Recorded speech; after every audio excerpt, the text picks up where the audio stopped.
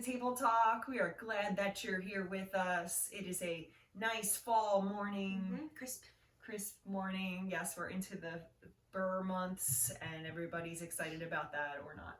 I am, for sure. I am too. Yeah. It's nice to have a change in seasons. Not too cold yet, but it's like summer's over. I like summer too, but it's nice. I'm hoping for a white Christmas this year. White Christmas. Yep. Oh my. Had for your birthday. Haven't for many years. I want a white Christmas. So fun. Might make Christmas Eve services a little complicated, but we'll make it work. Yes. Well, it can still on Christmas Day. Yeah. Because we do Christmas Eve, so that's all good. Yeah. But yeah, we're already thinking about Christmas. Yeah. So if you're not, anyway, don't worry. Sorry. About it. It's all good. But this week we wrapped up Jonah. Yeah. We wrapped Jonah in the fail and looking at failure, and this message was kind of like the one that most of the time, like in the telling of the Sunday school version, we don't really leave it talk out about that with kids because it's like, what did he do? And so we wrapped up the series and talked about really the worst failure of all, which is really the heart failure. Yeah. It's like God gives us second chances. He gives us opportunities. Failure is not the end all be all, but in our heart, if our heart isn't changed, then that can kind of end that journey. Yeah. And sometimes our heart is constantly, like, we need it to constantly change, and you get to a certain point, and then you change, and then you need to learn more. So it's not necessarily a bad thing to be where you used to be, because you've matured, but sometimes you need to grow even more. Yes. So it's a progress, it's a continual thing. And it's not a one and done deal either. Right. It's not like, oh, okay, well, I allowed God in, give me a new heart, break my heart for the things that break God's heart, and then it's done and over. And those things can change too. Right, exactly. Especially in a ever-changing world, Yeah, yeah. So it's a process. I think continually thinking about that as our growth in grace, our growth in relationship with God, that we're all growing and we're all learning. And I think that's kind of encouraging too, because it's not like anybody's there or has arrived. Yeah, nobody's ever arrived in that way. But but anyway, Jonah, just you can see so much of yourself. I know I can see myself in Jonah, the pity party. Absolutely. I didn't get my way and I'm gonna pout about it, and God, I'm mad at you. And then I, like I said it in the message, I just love God's question when he's throwing the pity party, what reason do you really have to be angry, Jonah? Yeah. And then Jonah doesn't answer him. Yeah. How I do that. We do that all the time. And it's just, it puts that into perspective too. To think about, is it just about me getting my way? Is this a sort of the pride thing? Right. Nobody says, oh, my problem, my sin is pride.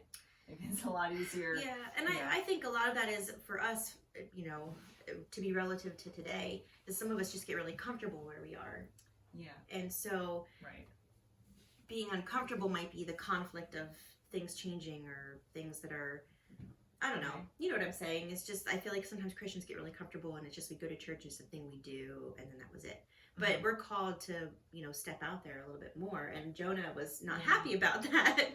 Right. And then to depend on God in that process. And then when someone else gets into the club or whatever, the Ninevites, then he's kind of mad about it. Why would you save them and not me? Or why would you do that? And I've been faithful all along. It's kind of like the prodigal son story, the older son and the younger son type of thing. Yeah. So it's very relevant, even though it's, and people always ask, is the story true about the whale? It doesn't really matter. This whole story gives us a light into a very relevant problem that we just always have as Christians, because we always fall back on that old self of pitying and being angry that why did they get grace and they didn't deserve it when I've been faithful all along, or whatever you're going to pick with God is, Yeah, and I think that frames itself in different circumstances. It can be, say, in a church setting, people that have been participating in ministry, giving a long time in the life of the church, and then they see newer people coming in, or people that are newer to faith and also doing those things and being invited to be a part of even leadership. It may not be as spiritually mature. Right.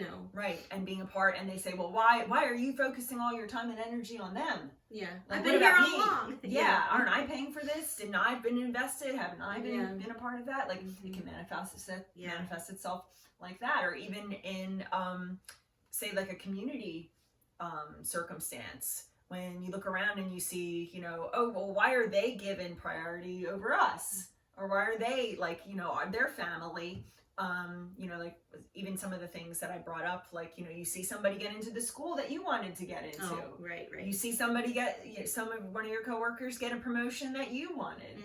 And that bitterness, that resentment that can kind of sit inside of you as well. And how we really need to be freed of that. And that's where really confessing that pride, otherwise it's just going to keep on adding up. Oh yeah, for sure. Yeah, I thought it was a great series, and I'm looking forward to your next one. But we didn't have the worm though. Oh no. Yeah. So we have the plant.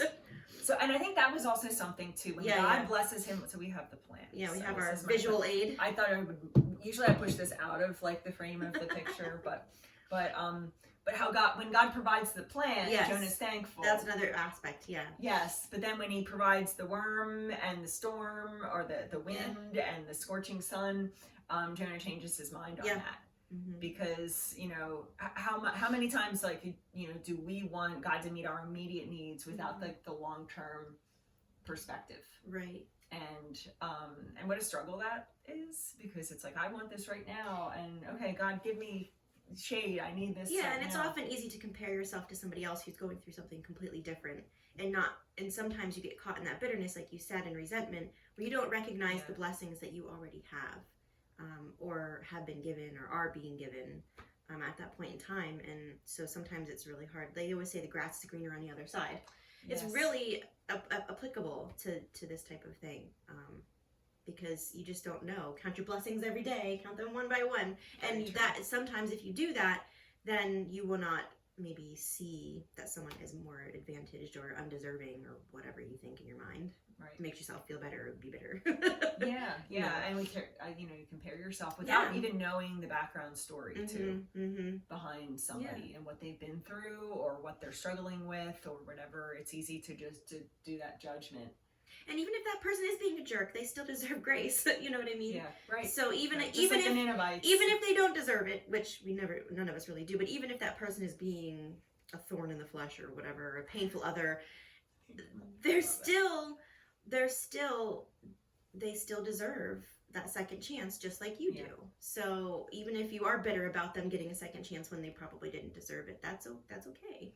And I think the idea to receiving God's heart is that you begin to look at people through God's eyes. Right. And you see people as God sees them, broken but in need of grace, just as you see yourself. Right. That's a huge perspective shift. Even somebody that's wronged you, in the past, like, I had somebody that really, did a number on me, and, kind of did the backstabbing thing. And I was, angry about that. But it was interesting as I was praying about it over time, and like, Lord, just like remove that from my heart, that bitterness, that anger towards this person. I know that, their intent was wrong. What they did was wrong. Doesn't excuse any of that, but remove that from my heart and help me see them through your eyes. And what was interesting was, I know a little bit of their story, like growing up and all.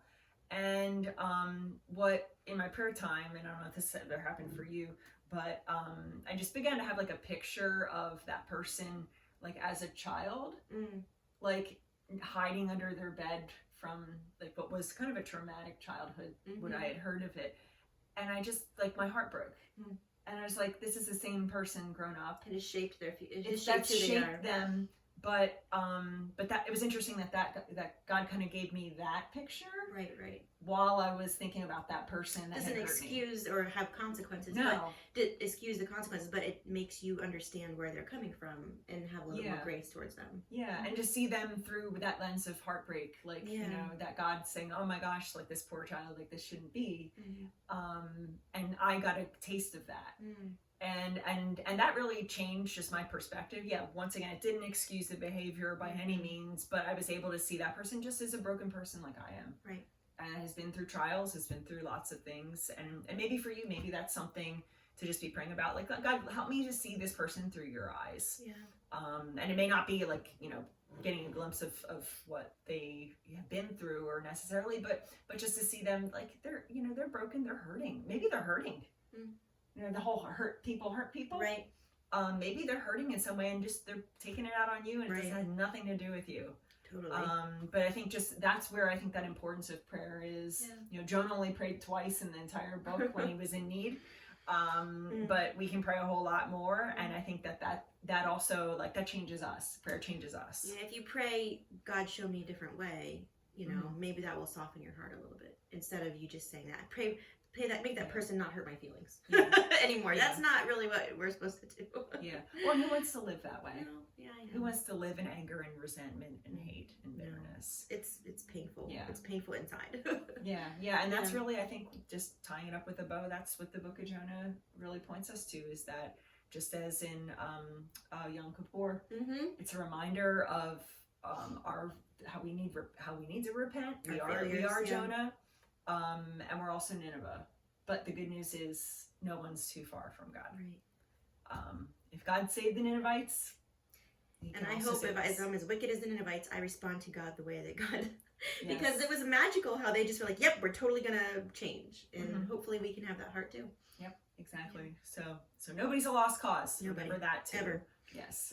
So thanks, Becca. Thanks for having me. Yes, always good conversation. And we're going to start our new series. Yeah, in excited 2 about weeks. it. Yep. A Messy Church on 1 Corinthians, the first 6 chapters of that. October 9th. We have table groups that are also going to be meeting, which are our small group ministry, meeting once a week together as a group to discuss passages and life and eat together and stuff. So make sure, if you're local, please sign up for that.